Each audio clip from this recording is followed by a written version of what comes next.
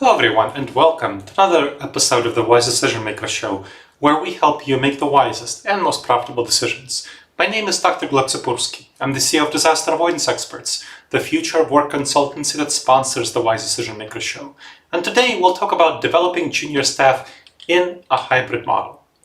Now, what's the context here? We have people like Mark Benioff, the co-founder and co-CEO of Salesforce, Mark Zuckerberg, the founder and CEO of Facebook, and others saying that, hey, recent hires, junior staff, aren't having as high productivity as more tenured staff, and also recently hired staff aren't as productive as they were before the pandemic.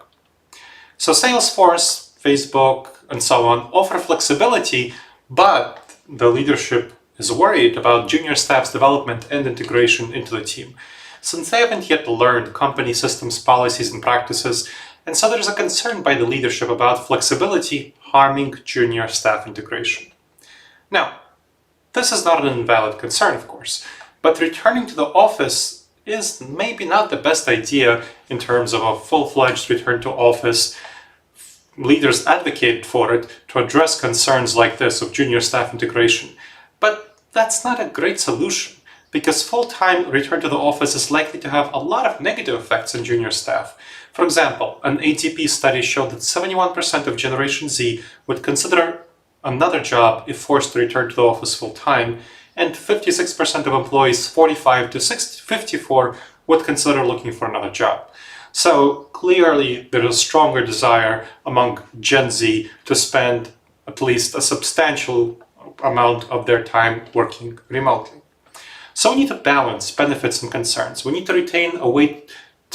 find a way to retain the benefits of flexibility, like higher productivity, no question about it, retention, oh yeah, absolutely, and it helps with cutting costs, but support staff, junior staff growth at the same time. To do so, companies need to use a targeted approach instead of painting with a broad brush. It needs to be customized to the needs of junior staff and not just have a traditional onboarding program and think that's enough.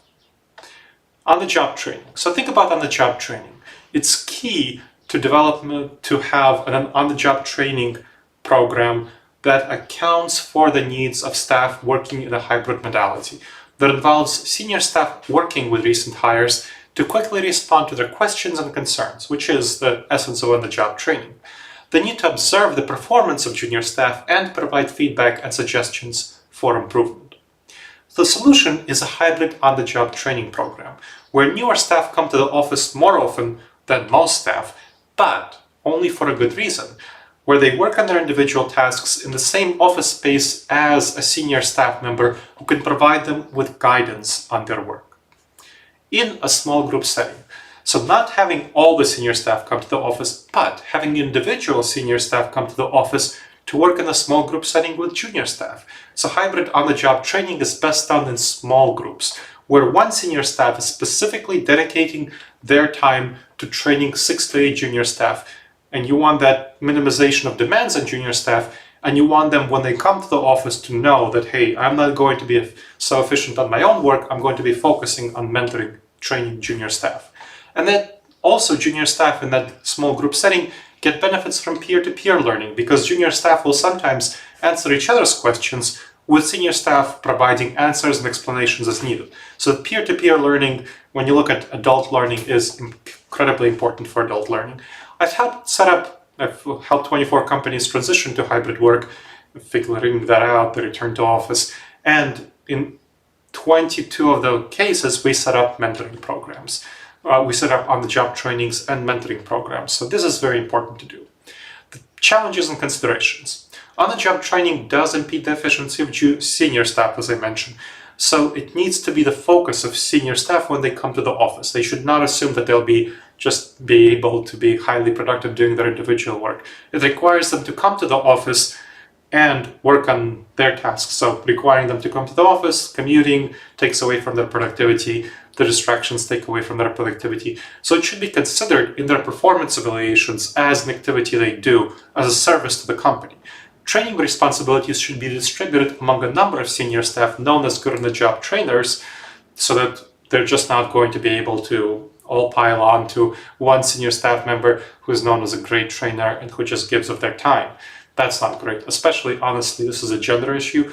I've seen women spend too much time on this work when it was considered to be non-promotable work. It's just service work. So it really needs to be distributed and having gender considerations in mind, and it needs to be considered for performance and promotion. Now, you also need to mentor junior staff. It's a separate and distinct opportunity to develop and integrate new employees, which complements onboarding. Onboarding is generally the first 90 days. Mentoring is the first 3 to 5 years. It should be face-to-face if possible, especially early onward in the relationship, to develop a relationship that helps build trust and allows recent hires to be more vulnerable. So building that trust, then you can do more mentoring virtually, although still having some ideally one-to face-to-face meetings occasionally. And there should be a mentoring team for each mentee. There should be 3 mentors, 1 senior staff from the colleague's immediate team, not their supervisor, but a senior staff member, and 2 from outside the team. Someone from the same business unit and someone from a business unit, at least 1 if possible, should be in a different geographical area. Why? What's the benefit of having 3 mentors? Well, the senior person from the same team helps with the new employee with on-the-job learning for what the team is actually doing, specific to the team's tasks, and also help them learn about the team's dynamics. The other 2 mentors are needed to overcome what we know is a decrease in cross-functional connections across staff for more recent hires. They don't have as many opportunities to meet staff because they're working more time remotely in a hybrid modality, so it really helps to build those weak ties when they have mentees across different business units, even the same business unit but different teams. It helps them promote their integration into the company culture and helps them with professional growth when they have a number of mentors and sponsors inside the company. And having 3 mentors is really helpful also for decreasing the burden on each. One mentor can be busy at one time, the other 2 can take up some of the slack and vice versa. Now, that's mentoring. Another activity that's valuable is digital co-working for junior staff. Digital co-working in virtual settings is something that enables on-the-job learning and promotes collaboration. What does it mean? It involves team members spending an hour or 2 on each day working on their individual tasks on a video conference call. Here's how it works. At the start of each call, you join a video conference call for a team of 6 to 8 people. Each participant shares their plans, what they plan to work on. You turn off your microphone and you keep your speakers on, with your video optional. Now, during the call, everyone again is working on their individual tasks, but if you have questions, you can turn on your microphone and you can ask those questions. In the case of questions, more experienced team members, of course, will respond. They can use screen sharing or a virtual whiteboard to share what's going on. So this really helps get junior team members onboarded, learn about what the team is doing, and helps them build bonds. It helps the whole team build bonds and connect and collaborate with each other. But it's especially helpful for junior team members to learn how to complete tasks, to learn how the team dynamics work. So that's the benefits of digital co-working. It helps to replicate that experience of working alongside coworkers in a shared office space, and it assists with on-the-job training for recently hired staff. All right, everyone. So here are the key takeaways on supporting the development of junior staff. Mark Benioff and Mark Zuckerberg's concerns about junior staff in a hybrid setting are valid.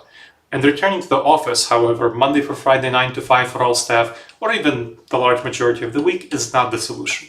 The best solution is a structured program with a narrow, targeted approach to developing recent hires. And the program should include on-the-job training, mentoring, and digital co-working. All right, everyone. I hope you've benefited from this episode of the Wise Decision Maker Show on developing junior staff in a hybrid model. Please make sure to subscribe to the show wherever you check this out and leave a review. It helps others discover the show and helps us improve the show. All right, everyone. I look forward to seeing you in the next episode of the Wise Decision Maker Show. In the meantime, the wisest and most profitable decisions to you, my friends.